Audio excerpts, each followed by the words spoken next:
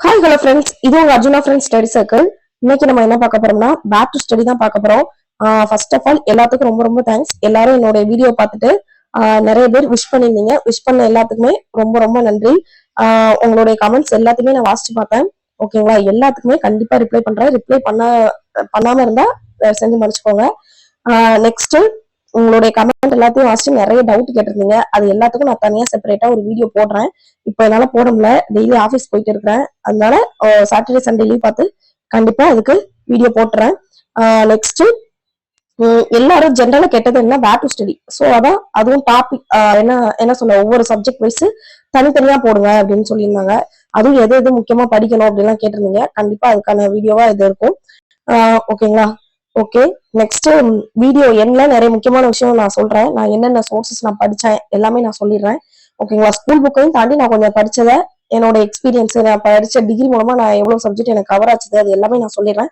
ஓகேங்களா? So last வரைக்கும் பாருங்க. ஓகே, வாங்க பார்ப்போம். பாலிட்டி வேர் டு ஸ்டடி தான் இன்னைக்கு நம்ம பார்க்க போறோம். என்னதுலான்னு பாருங்க. பாலிட்டிக்கு இது ஆல்ரெடி அந்த சிலபஸ் தான். சிலபஸ்ல இது எங்கெங்க கவர் ஆகுது, இதுக்கு நான் ஃபர்ஸ்ட் ப்ரிலிம்ஸ் படிக்கிற டைம்ல நான் எழுதி வச்சது. ஓகேங்களா? இதை எழுதி வச்சு அதாவது உங்களை மெடிக்கல் தான், நானும் ஏதாவது ஒரு டெலிகிராம் குரூப்ல போட்டிருப்பாங்க. ஏதாவது ஒரு குரூப்ல இருக்கும், நமக்கு எப்படியாவது வரும். அப்படிதான் அது மூலமா கிடைச்சதா. அது நல்லா இருந்துச்சு. ஸோ நான் அதை நோட்ல எழுதி வச்சுக்கிட்டா நல்லது. திடீர்னு போன்ல டெலிட் ஆயிட்டா வேற அப்படின்னு நோட்ல எழுதி வச்சேன். அந்த தான் இப்போ நம்ம பார்க்க போறோம். ஓகேங்களா? நான் இது மட்டும் தான் ஃபாலோ பண்ணேன். அதாவது பாலிட்டிக் இது பிளஸ் அதர் சோர்சஸ், அதை நான் லாஸ்ட் சொல்றேன். ஓகேங்களா? ஓகே, வாங்க பார்ப்போம்.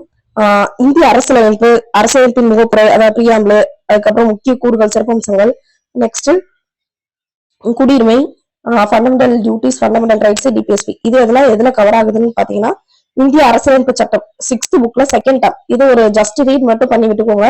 அதுக்கப்புறம் முக்கியமான பாயிண்ட்ஸ் எல்லாம் பாத்துக்கோங்க. ஓகேங்களா? பாக்ஸ் கமெண்ட் எல்லாம் பாத்துருங்க. அதுக்கப்புறம் எத்தனை தடவை திருத்திருக்காங்க அதெல்லாம் வரும். அதெல்லாம் பாத்துக்கோங்க. இந்திய அரசியலமைப்பு நிர்ணய சபை சம்பந்தமா நிறைய கொடுத்திருப்பாங்க. அது எல்லாத்தையுமே நல்லா பாத்துக்கோங்க. ஓகேங்களா? நெக்ஸ்ட் 10th இந்திய அரசியலமைப்பு.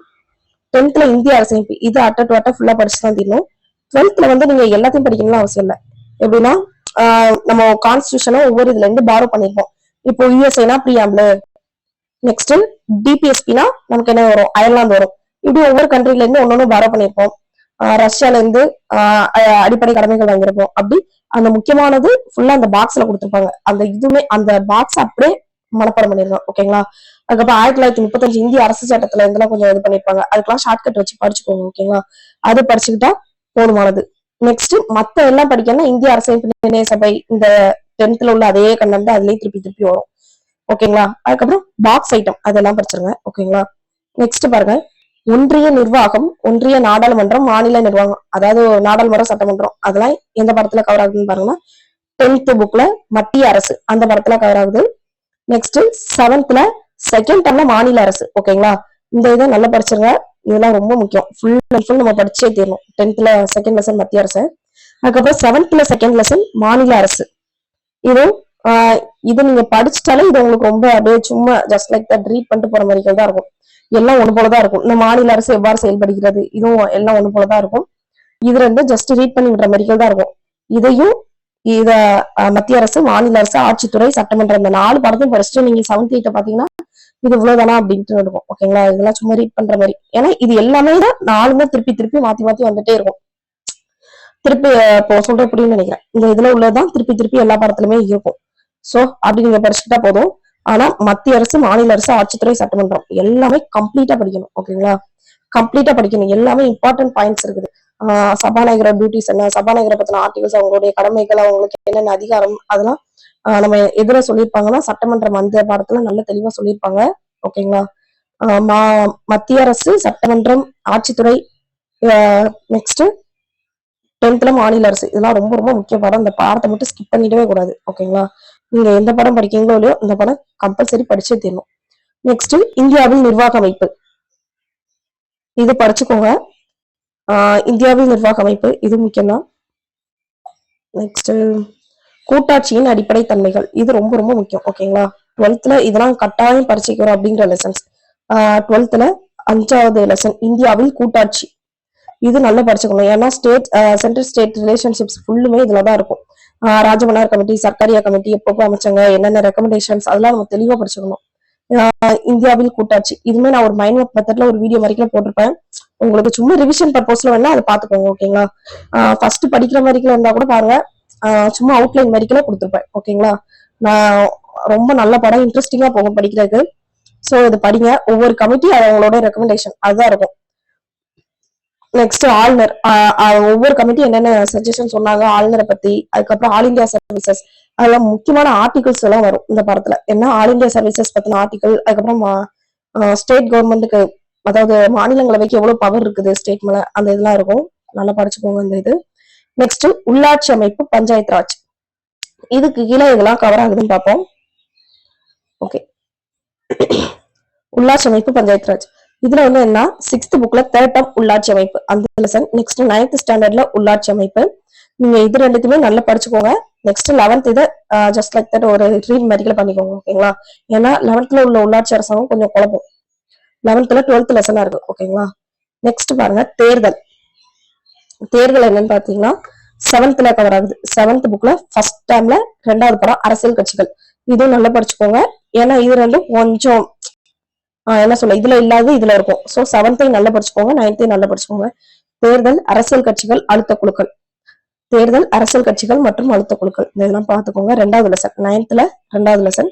நெக்ஸ்ட் 11th தேர்தல் மற்றும் பிரதிநிதித்துவம். இந்த 3 பாடமே நல்லா படிச்சுக்கோங்க. இது ரீட் பண்ணி விடுற மாதிரி இருக்காது, எல்லாமே நல்லா மெமரி பண்ற மாதிரி தான் இருக்கும். ஏன்னா இதுல இல்லாத கண்ணன் கொஞ்சம் அதுல உண்டு. நெக்ஸ்ட் தேர்தல் மற்றும் பிரதிநிதித்துவம், இதுவும் நல்லா படிச்சுக்கோங்க. ஓகேங்களா? ஓகே, இது எல்லாமே எலெக்ஷன், இந்த அழுத்த குழுக்கள்லாம் இதுல மட்டும்தான் இருக்கும். ஓகேங்களா? நல்லா பாத்துக்கோங்க. சாரி, இதுல இருக்கும் அழுத்த குழுக்கள். நெக்ஸ்ட் நீதித்துறை, சட்டத்தின் ஆட்சி. இந்த இதுல 8th புக்ல ஒரு நீதித்துறை இருக்கும், நல்லா படிச்சுக்கோங்க. இதுல வந்து நான் என்ன சொல்லுவேன்னா, இடைக்காலத்துல நீதித்துறை அப்படின்னு என்ன சொல்லுவாங்கன்னா, ஃபர்ஸ்ட் ஏன்ஷியன்ல உள்ள நீதித்துறை, அதுக்கப்புறம் இடைக்காலம், அதுக்கப்புறம் இப்போ தற்போதைய நீதித்துறை அப்படிலாம் இருக்கும். நீங்க என்ன செய்யறீங்கன்னா, அந்த நீதித்துறை பொறுத்த வரைக்கும் எப்போ உள்ளதுன்னா இப்போ உள்ளது நல்லா படிச்சுக்கோங்க. அதாவது நார்மலா சுப்ரீம் கோர்ட்ல இந்த தற்போதைய இடைக்காலமும் படிக்காம எதுவும் படிக்காம ஃபர்ஸ்ட் உங்களுக்கு அடிக்கடி குழப்பற மாதிரிக்குள்ள இருக்கும். நான் அதனால தற்போதைய நீதித்துறை தான் எப்போதுமே நான் படிப்பேன். சுப்ரீம் கோர்ட்ல உள்ளது, சுப்ரீம் கோர்ட் அதுல இருந்துதான் எப்போதுமே படிப்பேன். அதான் கொஞ்சம் ஈஸியாவும் இருக்கும். அதுக்கு முன்னாடி வந்து திவானி, ரியாலசத் அப்படின்ட்டு அடிக்கடி குழப்பற மாதிரிக்குள்ள குழப்பற டைம்ஸா இருக்கும். சோ நீங்க என்ன சொல்றேன்னா, இக்காலத்துல என்ன நீதித்துறை இருக்கு அதை படிச்சுக்கிட்டாலே போதுமானது. தேவையில்லாம அதெல்லாம் போட்டு ரொம்ப நேரம் படிச்சு டைம் வேஸ்ட் பண்ண வேண்டாம். ஜஸ்ட் வேணா ஒரு ரீட் பண்ணிக்கோங்க, ஆனா ரொம்ப நினைக்கிறாங்க அதுக்குன்னு. நெக்ஸ்ட் சட்ட திருத்தங்கள். இது வந்து லாஸ்ட் பேஜ்ல இருக்குது, அது நல்லா படிச்சுக்கோங்க. ஓகேங்களா? 12th புக்ல லாஸ்ட் பாத்தீங்கன்னா நிறைய சட்ட திருத்தங்கள் இருக்கும். அதுல நான் உங்களுக்கு எல்லாத்தையும் படிங்கன்னு சொல்ல மாட்டேன், முக்கிய சட்ட திருத்தங்கள்ல இருக்குது. டெலகிராம்ல பிடிஎஃப் அவைலபிளா இருக்குது. ஏதாவது குரூப்ல போட்டுப்பாங்க முக்கிய சட்ட திருத்தங்கள்ல. சும்மா அமெண்ட்மெண்ட்ஸ் போட்டாலே அதுல மெயின் ஆனதை மட்டும் ஹைலைட் பண்ணி போட்டுப்பாங்க. ஓகேங்களா? நம்ம டெலகிராம் குரூப்லயே நான் ஃபார்வர்ட் பண்ணி விட்டுருந்தேன்னு நினைக்கிறேன், பாத்துக்கோங்க, அது இருக்கும். நெக்ஸ்ட் ஒன்றியம், மாநிலம் மற்றும் யூனியன் பிரதேசம். இதெல்லாம் எதுல கவர் ஆகுதுன்னு பாத்தீங்கன்னா 12th 7th லெசன் தேச கட்டமைப்பின் சவால்கள் இந்த படம். நெக்ஸ்ட் 12th ஹிஸ்டரியில 8th லெசன் காலனியத்திற்கு பின் இந்தியாவின் மறுகட்டமைப்பு. ஐயன்கிறது என்ன, இந்தியாவில தான் அப்படி போட்டிருக்காங்க அந்த டைம்ல. ஓகேங்களா? மறுகட்டமைப்பு. நெக்ஸ்ட் நெக்ஸ்ட் என்ன படம் பாருங்க, தகவல் உரிமை, பெண்கள் அதிகாரம் அளித்தல், நுகர்வோர் பாதுகாப்பு அமைப்பு, மனித உரிமை சாசனம். இதெல்லாம் நம்ம என்ன சொல்ல, பெண்கள் மேம்பாடுங்கிறது முக்கியமான படம் தான். ஏன்னா அதுல லாஸ்ட்ல வந்து கொஞ்சம் பெண்களை பத்தி கொடுத்துருப்பாங்க.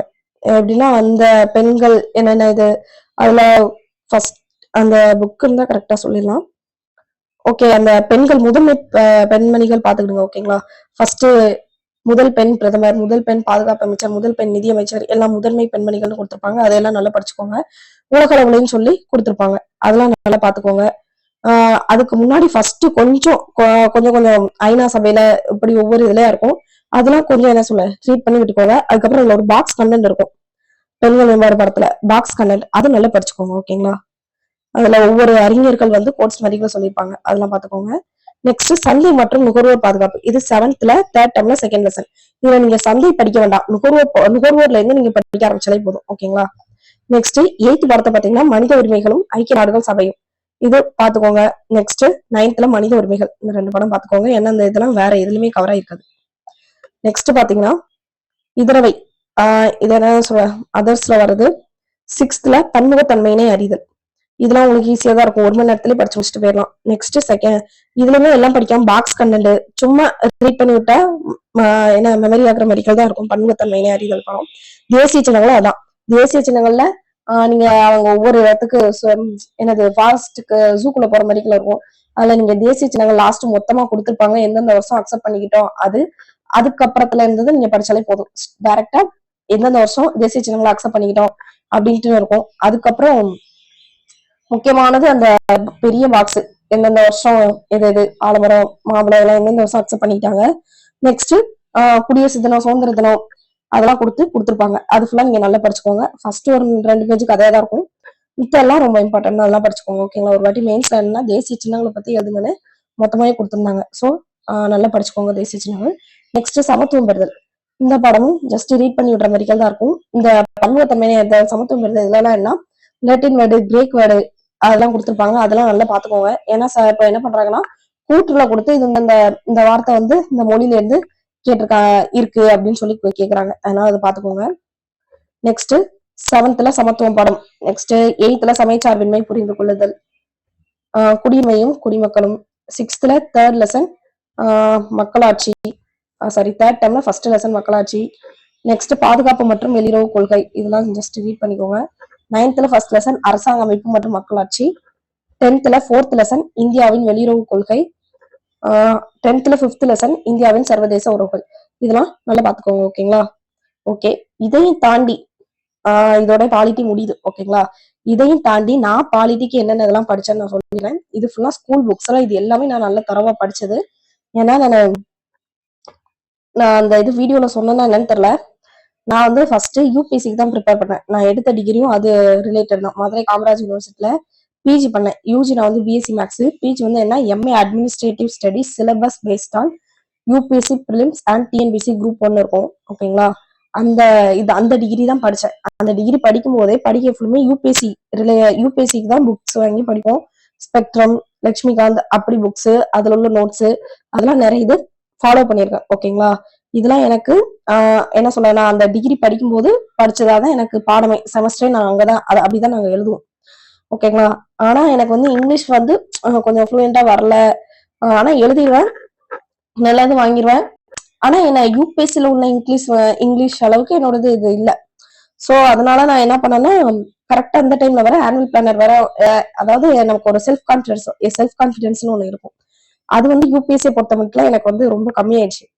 அதனால என்ன பண்ணிட்டோம்னா 2022 to 2023 வந்து நான் படிச்சது யூபிஎஸ்சி இது படிச்சேன். ஃபுல்லு ஸ்பெக்ட்ரம், லட்சுமிகாந்த், அதுக்கப்புறம் சங்கர் ஐஎஸ் அகாடமி நோட்ஸ் இப்படி ஒன்னொன்னா படிச்சுட்டு இருந்தேன். ஆனா அப்படியே அந்த வருஷம் குவிட் பண்ணிட்டு 2023 to 24 என்ன படிக்க ஆரம்பிச்சிட்டோம்னா டிஎன்பிஎஸ்சி. அந்த டைம் ஆனுவல் பிளானர் விட்டாங்க. சோ நம்பிக்கையோட படிச்சுட்டு இருந்தேன். அதுக்கப்புறம் அதை கேன்சல் பண்ணிட்டு அடுத்து புதுசா ஒரு ஆனுவல் பிளானர் விட்டாங்க. அதுல இருந்தே நான் ப்ரிப்பேர் பண்ண ஆரம்பிச்சிட்டேன். அதாவது ஜனவரி 1 2024 அந்த டைம்ல நான் என்னது ஃபுல்லா யூபிஎஸ்சி டிஎன்பிஎஸ்சி தான் அப்படின்னு சொல்லி ப்ரிப்பேர் பண்ண ஆரம்பிச்சிட்டேன். கரெக்டா ஃபுல் ப்ரிப்பரேஷன் எப்போ ஸ்டார்ட் ஆச்சுன்னு பாத்தீங்கன்னா ஜனவரி 1 2024 அந்த டைம்ல ஃபுல்லா ஸ்டார்ட் பண்ணிட்டேன் நான் டிஎன்பிஎஸ்சிக்கு. ஆனா அதுக்கப்புறம் நான் இந்த ஸ்பெக்ட்ரம், லட்சுமிகாந்த் அதெல்லாம் படிச்சேன்னு கேட்டா இல்ல. ஆனா நோட்ஸ் ஃபுல்லா எழுதி வச்சு அதெல்லாம் ஓரளவு அந்த 1 இயர்ல ஏன்னா நாங்க செமஸ்டர் எழுதிருக்கோம், அதை வச்சுதான் எல்லாமே பண்ணிருக்கிறோம். ஓகேங்களா? அதனால அது வரைக்கும் அது டச்ல இருந்துச்சு. அதுக்கப்புறம் இல்ல. சோ நான் அந்த புக் எல்லாம் படிச்சிருக்கிறேன். அதுக்கப்புறம் ரிவிஷன் பண்ணல, எதுவுமே பண்ணல.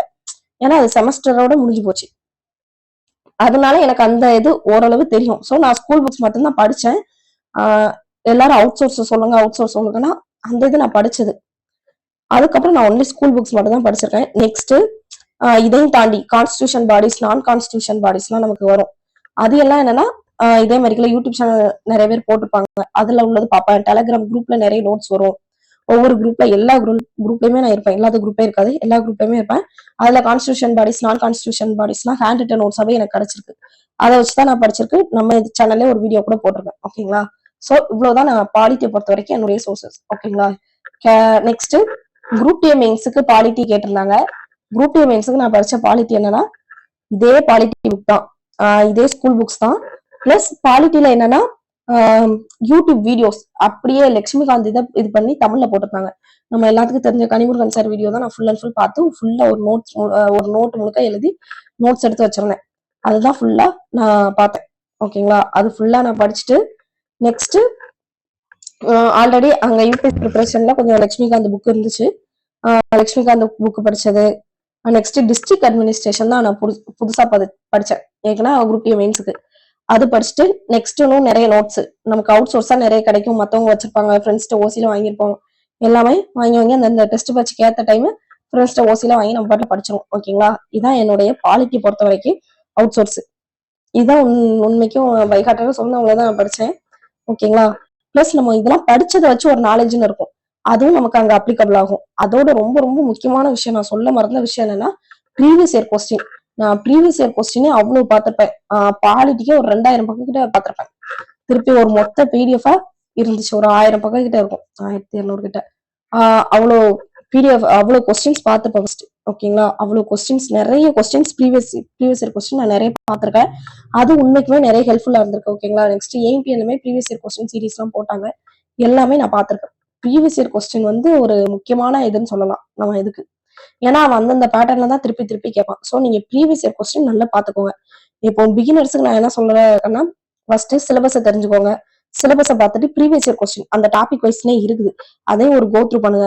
அப்படிங்கிற இப்போ படிக்க போறீங்கன்னா அந்த ப்ரீவியஸ் இயர் கொஸ்டின் பார்த்தா இந்த மாடல்ல கேட்கறான், நம்ம இப்படி எல்லாம் படிக்கணும், இதெல்லாம் கேட்கற மாதிரில இருக்குது அப்படின்னு நமக்கு சும்மா தெரியும். இப்படி மாடல்ல அப்படிங்கிற நீங்க அதுக்கப்புறம் பேக் டு ஸ்டடி நமக்கு இருக்குது, நிறைய இதுல அவைலபிளாவும் இருக்குது. டெலிகிராம் குரூப்ல எல்லாத்துலயுமே அவைலபிளா இருக்குது. நம்ம அதை யூஸ் பண்ணி உண்மைக்கு படிச்சுக்கலாம். அதுவே உண்மைக்குமே ரொம்ப ஹெல்ப்ஃபுல்லா இருக்கும். ஓகேங்களா. ஓகே. வேற ஏதாச்சும் கண்டிப்பா நான் வீடியோ போடுறேன். உங்க கமெண்ட் எல்லாத்துக்கும் ரிப்ளை பண்ணி நிறைய பேரு என்ன சொல்ல அவ்வளவு மன வருத்தத்தோட இருந்தீங்க. குரூப் 4 வந்து கொஸ்டின் ரொம்ப டஃபா இருந்துச்சு அப்படின்ட்டு. சீரியஸா அது ரொம்ப ரொம்ப டஃப் தான். ஏன்னா 5 வருஷம் ப்ரிப்பேர் பண்ணவங்களும் 3 மாசம் ப்ரிப்பேர் பண்ணவங்களும் சேம்ங்கிற மாதிரிக்குள்ள அது காமிச்சிடுச்சு. அது நம்ம யாரை குறை சொல்றேன்னு நமக்கு தெரியல. ஓகேங்களா. அப்போ நிறைய பேர் கதை கேட்க ரொம்ப கஷ்டமா இருந்துச்சு. சோ நான் என்ன சொல்றேன்னா மனம் தளராம படிங்க. பிளஸ் பார்ட் டைம் ஜாப் பார்த்துட்டு கூட படிங்க. ஏன்னா போல சுச்சுவேஷன் அப்படிதான் இருக்குது. ஃபுல்லா நீங்க காம்படிட்டிவ் எக்ஸாம் சைடு இறங்கணும்னு சொல்ல முடியாது. நானே என்ன ஒரு இன்ஸ்டிடியூஷன்ல அகாடமி சைடு ஒர்க் பண்ணிட்டு தான் படிச்சேன். ஓகேங்களா. ஏன்னா நான் டிகிரி முடிச்சது 2024 மே மாசம் வெளில வரேன். கரெக்டா செப்டம்பர்ல குரூப் 2 முடிஞ்சுது.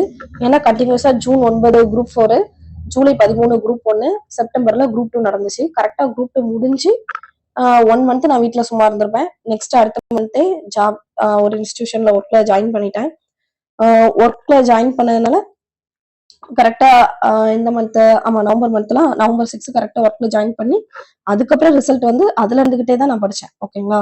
சோ அங்க எனக்கு நிறைய ஹாஸ்டல் மேட்ஸ்டையும் நிறைய நோட்ஸ் இருக்கும். அவங்க நோட்ஸையும் நான் வாங்கி படிச்சேன். அது என்ன புக்குன்னு அவங்க சும்மா ஜெராக்ஸ் எடுத்து நிறைய வச்சிருப்பாங்க, அதையும் வாங்கி படிச்சிருக்கேன் நான். ஓகேங்களா. இதான் என்னுடைய சோர்ஸ் பாலிட்டிக்கு. மெயின்ஸுக்கும் சரி பிலிம்ஸுக்கும் சரி எல்லாமே நான் சொல்லிட்டேன்னு நினைக்கிறேன். அவ்வளவுதான். நிறைய பேரு 1-2 பேர் கொஞ்சம் நெகட்டிவாவும் கமெண்ட் பண்ணியிருந்தீங்க, நீங்க ஸ்கூல் புக்ஸ் மட்டும் தான் படிச்சீங்கன்னு. ஏன்னா நான் அதுக்கு முன்னாடி யூபிசி ஆஸ்பிரண்ட் அந்த டைம்ல அந்த புக் படிச்சது உண்மைக்கும் ஹெல்ப் பண்ணிருக்கலாம், எனக்கு ஹெல்ப்பா இருந்திருக்கும்னு நினைக்கிறேன். ஓகேங்களா. ஹெல்ப் பண்ணிருக்கும். அவ்வளவுதான். அதுக்கப்புறம் நான் மெயின்ஸுக்கு கொஞ்சம் பேர்ட்ட வாங்கி படிச்சது. ப்ரிலிம்ஸுக்கு இதான் என்னுடைய மொத்த சோர்ஸ். நான் என்ன சொல்லுவேன்னா ப்ரிலிம்ஸ்க்கு நீங்க எவ்வளவு படிச்சாலே போதும் நான் சொல்லுவேன். ப்ரிலிம்ஸுக்கு இதாங்க சோர்ஸ். ஆனா மெயின்ஸுக்கு தான் நீங்க அவுட் சோர்ஸ் தேடணும். ஓகேங்களா. ஃபர்ஸ்ட் ப்ரிலிம்ஸுக்கு நீங்க இதை மட்டும் நல்லா தர பண்ணிக்கோங்க. ஓகே. ப்ரீவியஸ் இயர் கொஸ்டின் வந்து நிறைய பாருங்க. அதான் நான் சொல்றேன். ப்ரீவியஸ் இயர் கொஸ்டின் உங்களுக்கு டெய்லி ஒரு நாளைக்கு நைட்டு தூங்குறதுக்கு முன்னாடி ஒரு 50 கொஸ்டின் அழகா பார்த்துட்டு தூங்கலாம். ஒரு நாளைக்கு 50 கொஸ்டின் தான் பாருங்க. இல்ல 100 கொஸ்டின் பார்க்கவும் 100 கொஸ்டின் பாருங்க. அழகா படுத்துட்டு தூங்கணும்னாலே போதும். ஓகேங்களா. Okay bye, thank you. ஏதாவது டவுட்னா நீங்க கமெண்ட் பண்ணுங்க. Okay bye, thank you.